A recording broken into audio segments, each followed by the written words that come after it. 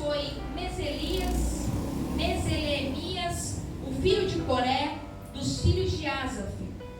E os filhos de Meselemias foram Zacarias, o primogênito, Jediael, o segundo, Gebadias, o terceiro,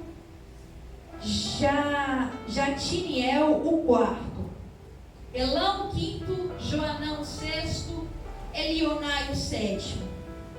Além disso, os filhos de Obed-edom foram Semaías, o primogênito, Jeozabade, o segundo, Joá, o terceiro, Isacar, o quarto, e Natanael, o quinto, Amiel, o sexto, Isacar, o sétimo, Peuletai, o oitavo, porque Deus o abençoou.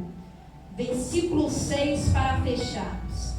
Também a seu filho Semaías nasceram filhos que governaram toda a casa do seu pai, porque eram homens fortes e valentes. Vamos ler novamente o 6. Também a seu filho Semaías nasceram filhos que governaram toda a casa do seu pai, porque eram homens fortes e valentes. Repita juntamente comigo: fortes e valentes. Fortes e valentes. Deus, Ele quer pessoas fortes e valentes na noite de hoje. Sempre glorifica com as palmas.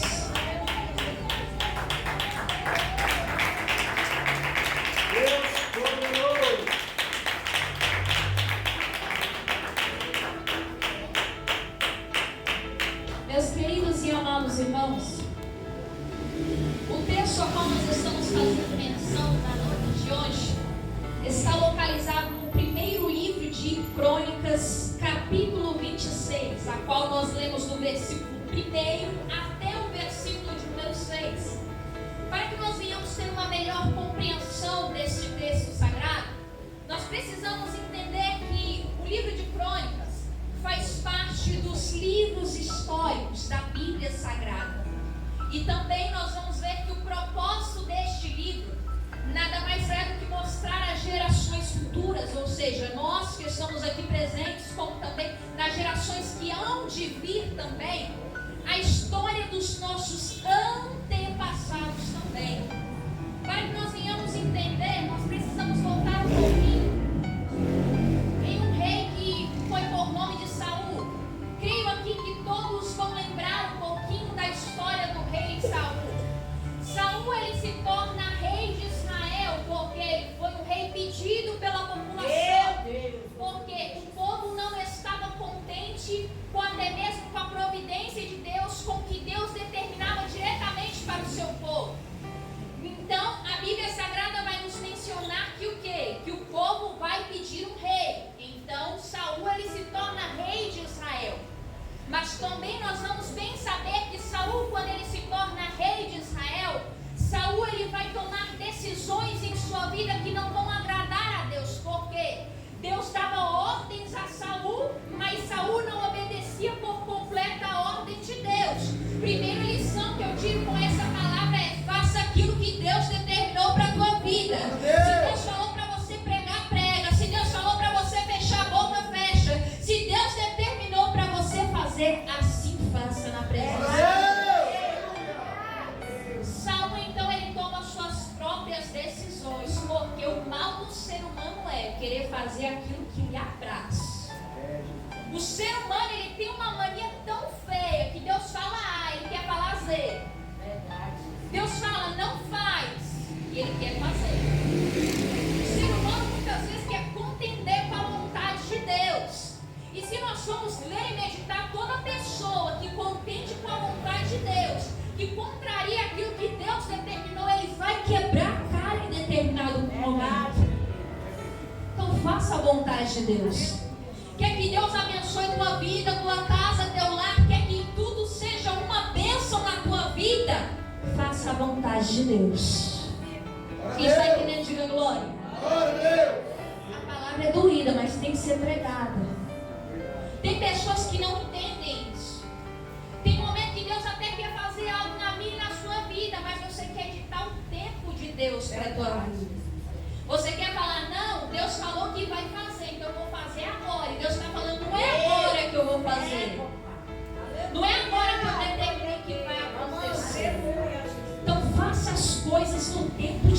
conforme Ele está te orientando. Porque saiba que em tudo você vai ser uma bênção, a tua casa vai ser uma bênção. E Deus vai fazer prosperar os teus caminhos na noite de hoje. Você que crê, bate palmas e dê glória a Deus.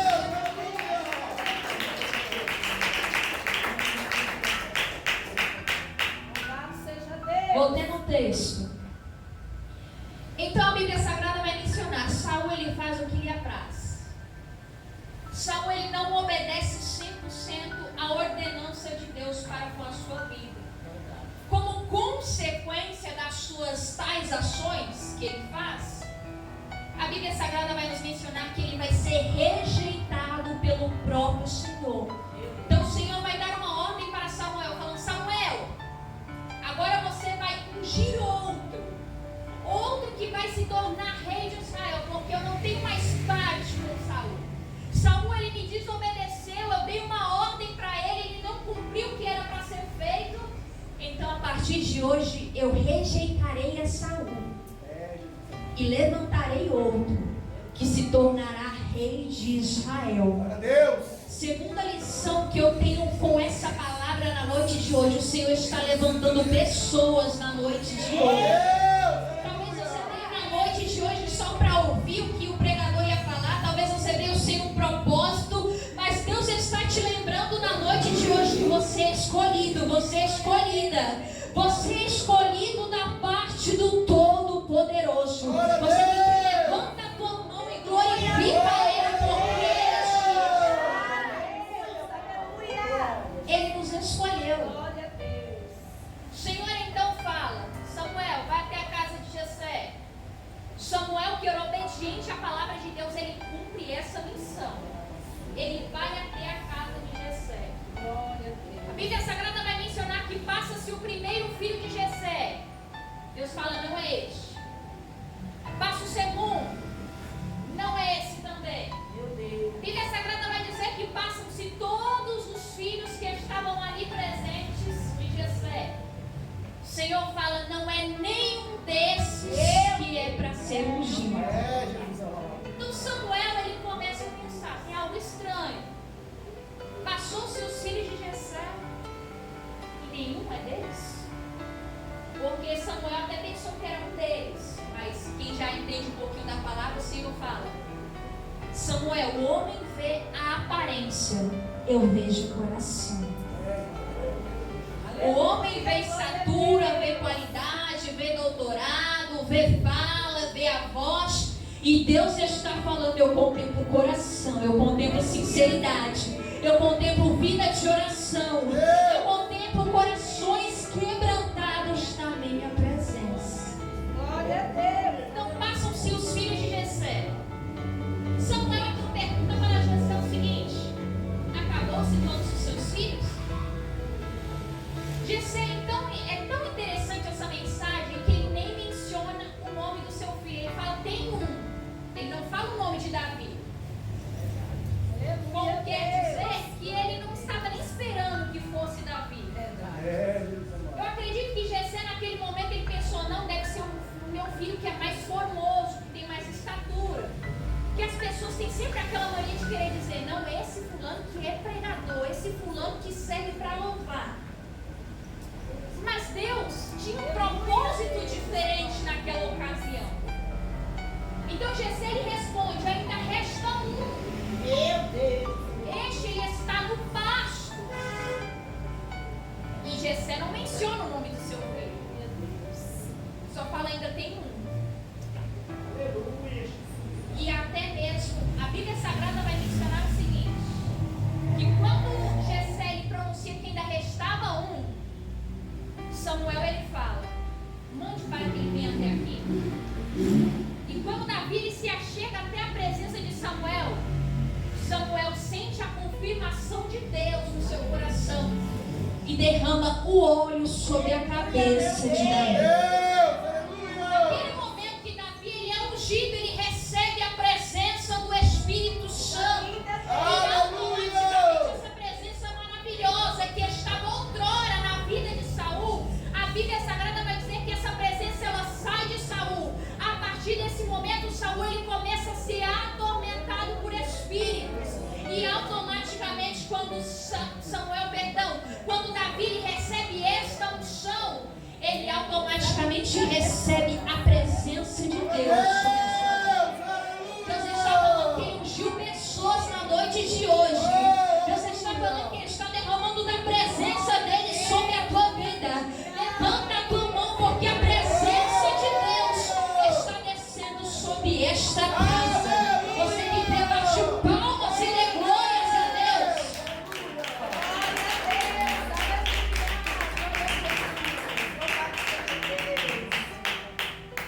Calma aí que a gente vai chegar no capítulo 26.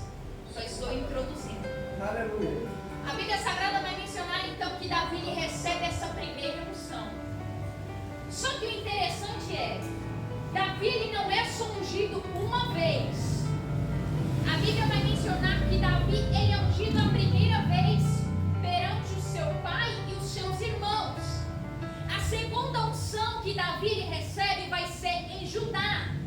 E a terceira unção que Davi ele recebe como cumprimento da promessa, dos propósitos de Deus na vida de Davi, é diante de todo Israel, deixando bem claro que Deus havia escolhido a Davi como rei de Israel. Que grande era o trabalhar de Deus na vida de Davi. Sabe o que eu aprendo com essa palavra na noite de hoje? O Senhor está confirmando a unção que Ele está descendo sobre vidas aqui. Talvez você diz até mesmo para si mesmo: eu não tenho até mesmo qualificações, eu não sei como vai acontecer na minha vida, mas Deus está falando que Ele te escolheu na noite de hoje, e Ele está confirmando a unção na tua vida. Unção essa para você pregar, unção essa para você glorificar a Ele, unção essa para curar aqueles que estão enfermos no nome do Senhor Jesus. Unção essa que Ele está confirmando as bênçãos e vitórias. Aleluia, Jesus.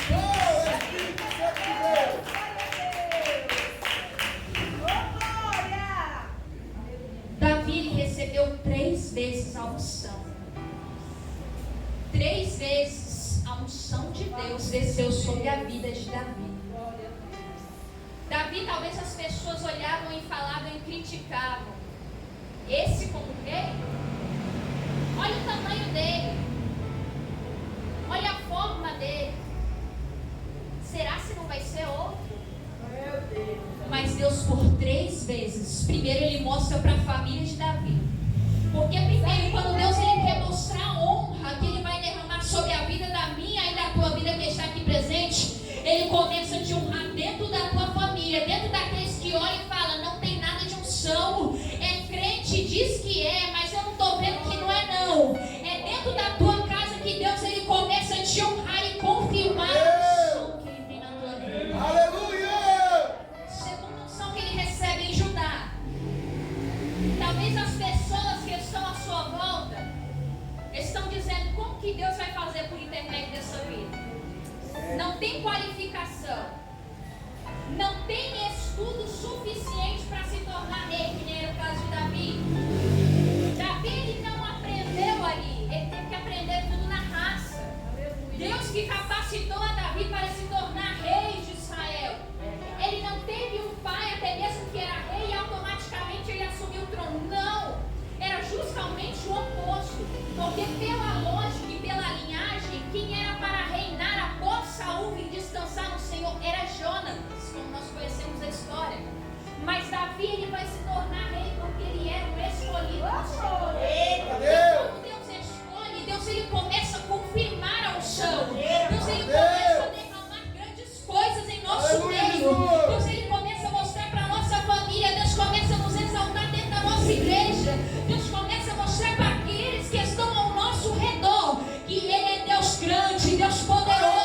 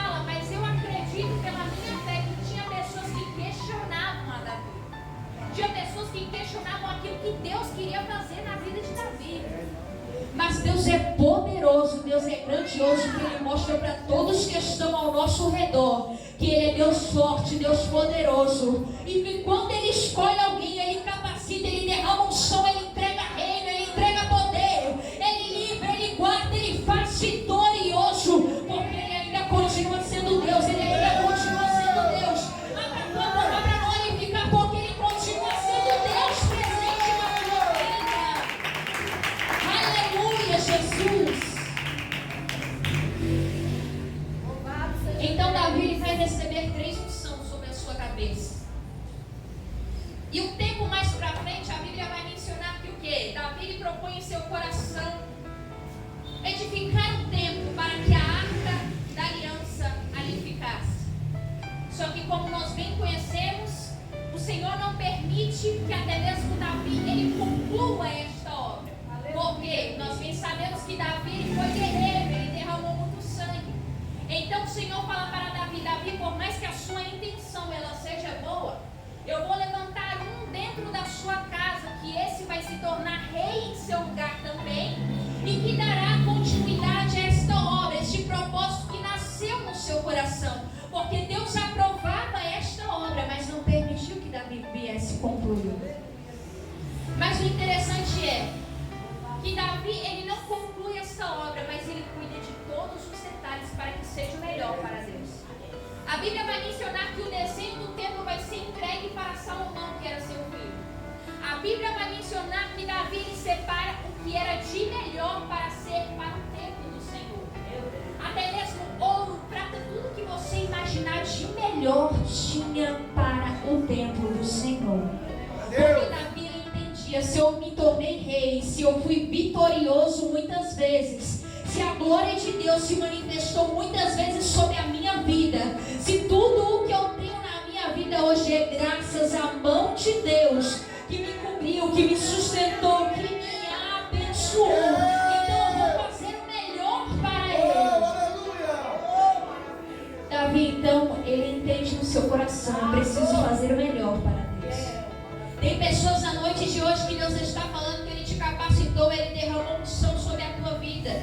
Mas Ele está falando, assim como Davi fez: faça o melhor na minha presença. Porque enquanto você me glorifica, enquanto você está fazendo para mim, eu abençoo a tua casa, eu abençoo a tua família, eu faço grandes coisas na tua vida dia após dia. Mas eu quero que você faça o melhor. Tem pessoas que é triste de se dizer: Deus derramou unção sobre a tua vida, Deus fez que você fosse vitorioso muitas vezes.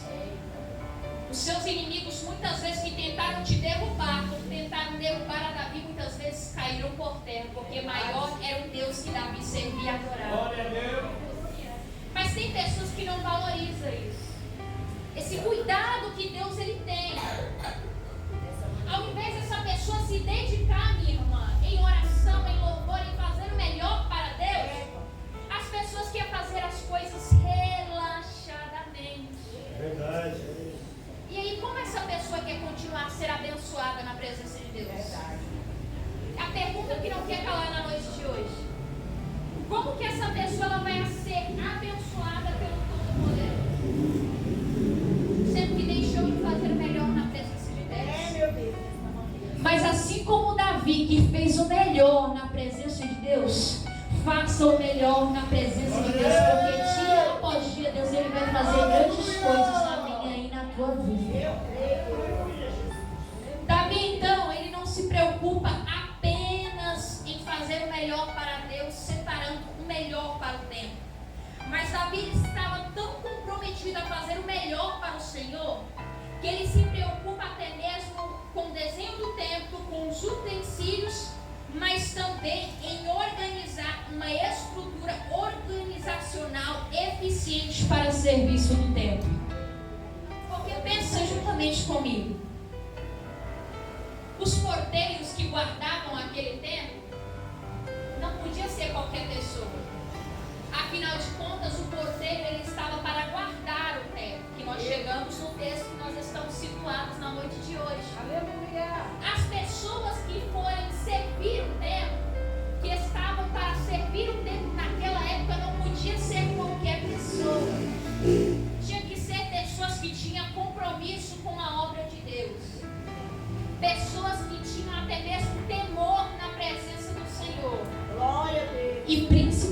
pessoas que tinham zelo com aquilo que é dedicado à obra de Deus. Davi, então, ele se preocupa em fazer o melhor para Deus em todos os sentidos. Porque ele entendia, não é sobre mim, é sobre a presença de Deus. Aquilo que eu estou fazendo não é sobre a minha pessoa, eu que sou o rei de Israel, mas é sobre a presença do Todo-Poderoso. Então eu tenho que fazer o melhor. Tem que ser pessoas qualificadas, pessoas que vão estar disponíveis para o serviço do templo, pessoas que têm disponibilidade para fazer a obra do Senhor com zelo e que se dedicam dia após dia. Cadê as pessoas dedicadas à obra do Senhor, que tem um tempo separado da presença de Deus?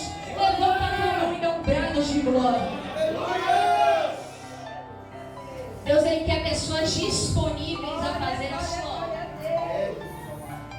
não pessoas que dão desculpas. Eu sei que já foi falado aqui nas oportunidades, mas eu já vou frisar também com a palavra que Deus nos concedeu. Deus, Ele quer derramar unção. Mas para que você vai ter unção, sendo que você não se esforça? Para que ter unção? Para que ter até mesmo o Espírito Santo sobre a tua vida, sendo que você não se levanta e vai fazer a obra de Deus?